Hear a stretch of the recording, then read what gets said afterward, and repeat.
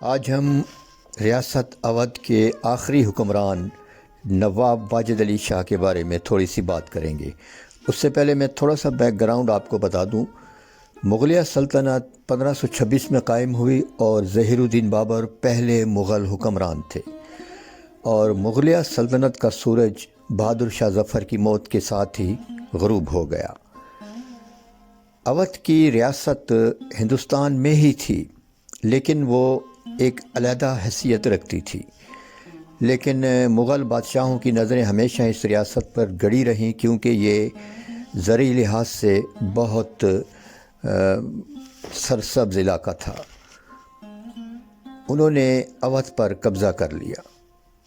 آخری مغل بادشاہ بہادر شاہ ظفر جلا وطن کر دیے گئے، اور کچھ نام نہاد شہزادوں نے ہندوستان پر قبضہ کر لیا اور خود ساختہ بادشاہ بن گئے۔ ان میں ایک محمد شاہ بھی تھا۔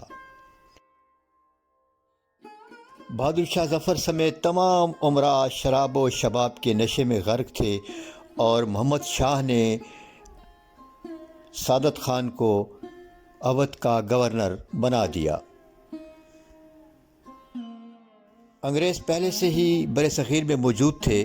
انہوں نے سلطنت کے کاموں میں بھرپور دخل اندازی دینا شروع کر دی، لیکن مغلیہ سلطنت کے تمام امراء عیش و عشرت میں غرق تھے۔ ہر طرف مایوسی کا عالم تھا۔ مغلیہ سلطنت کے تمام افسران شراب و شباب کی محفلوں میں غرق رہتے تھے۔ اودھ کا ایک بڑا شہر لکھنؤ عیاشی کا مرکز بن گیا تھا۔ طوائفوں نے اپنے ڈیرے جما لیے تھے، جن کو امراء کی سرپرستی حاصل تھی۔ نواب سعادت خان کی وفات کے بعد اس کے داماد صفدر جنگ کو اودھ کا حکمران بنا دیا گیا، لیکن یہ بھی ایک عیاش آدمی تھا۔ صفدر جنگ کی وفات کے بعد اس کے بیٹے نواب شجاع الدولہ کو اودھ کے تخت پر براجمان کر دیا گیا۔ یہ بھی اپنے آبا کی طرح ایک عیاش اور نااہل حکمران ثابت ہوا۔ ریاست اودھ کے آخری حکمران تھے نواب واجد علی شاہ۔ عورت اور شراب گویا اس کی زندگی کا مقصد تھا، لیکن وہ ایک عوامی حکمران تھا، اور اس کے دور میں اودھ میں ٹھیک ٹھاک خوشحالی تھی۔ اس کا حکم تھا کہ زرعی اجناس اودھ سے باہر نہیں جائیں گی، لہٰذا لوگوں کے پاس کھانے پینے کے لیے بہت کچھ تھا۔ زندگی کے آخری سالوں میں وہ نابینا ہو گیا تھا۔ یہ ایک بد کردار آدمی تھا، اور اس نے اپنے مشہور زمانہ کیسر باغ میں 300 خوبصورت ترین لڑکیوں کو داشتہ بنا کر رکھا ہوا تھا۔ اس کے علاوہ اس نے کلکتہ میں ایک محل بنایا ہوا تھا، جس میں ہندوستان بھر کی 250 خوبصورت عورتیں موجود تھیں، جن سے اس نے متع کیا ہوا تھا۔ اس نے ان کی نگرانی کے لیے، ان کی جاسوسی کے لیے کئی جاسوس چھوڑ رکھے تھے، جو اس کو اطلاع دے سکیں کہ کہیں یہ عورتیں کسی مرد سے بات تو نہیں کرتی۔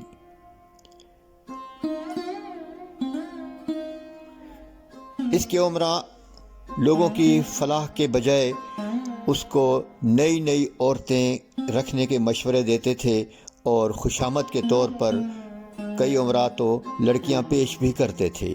یہ ہر لڑکی کو اچھی خاصی رقم دے کر ایک رات گزارتا یا ایک ہفتے کے لیے اس کو پیسے دیتا۔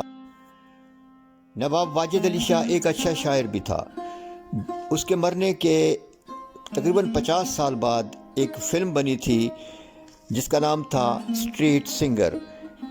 اس میں کندن لال سہگل نے نواب واجد علی شاہ کا لکھا ہوا ایک گیت گایا، جو بے حد مشہور ہوا، اور آج تک کلاسیکی موسیقی کو پسند کرنے والے یہ گیت ضرور سنتے ہیں۔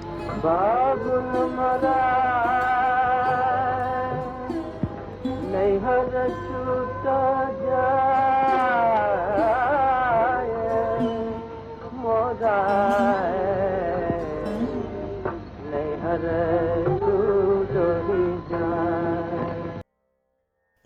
نواب واجد علی شاہ عیش و عشرت کا دلدادہ ہونے کے ساتھ ساتھ ایک شاعر بھی تھا اور ایک ادیب بھی تھا۔ اس نے اپنی خود نوشت بھی لکھی ہے جو موجود ہے۔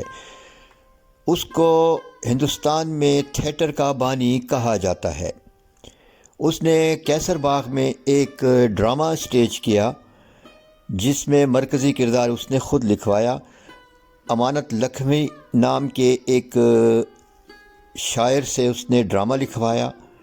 امانت لکھنوی نے باقاعدہ اسکرپٹ لکھا، اس کے مطابق راجہ اندر جو کہ اس ڈرامے کا مرکزی کردار تھا جو عورتوں میں گھرا رہتا ہے، اور اس ڈرامے میں صرف 200-300 عورتیں تھیں اور ایک راجہ اندر صاحب تھے، یعنی نواب واجد علی شاہ۔ اس طرح ہم کہہ سکتے ہیں کہ تھیٹر کی ابتدا نواب واجد علی شاہ نے کی۔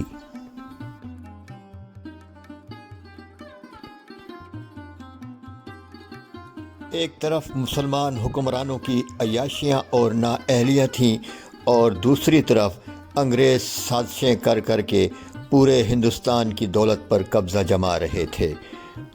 تیسری طرف مسلمان، ہندو اور سکھ تینوں غربت اور افلاس کی زندگی گزار رہے تھے۔ نواب واجد علی شاہ 1856 سے 1865 تک اودھ کا حکمران رہا۔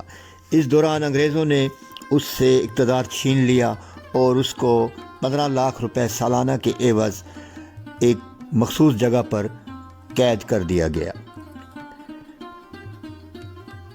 1822 میں پیدا ہونے والے نواب واجد علی شاہ کی وفات 1887 میں ہوئی۔ پروگرام آپ کو کیسا لگا؟ لائک، شیئر اور سبسکرائب ضرور کیجیے۔ پروگرام دیکھنے کا شکریہ۔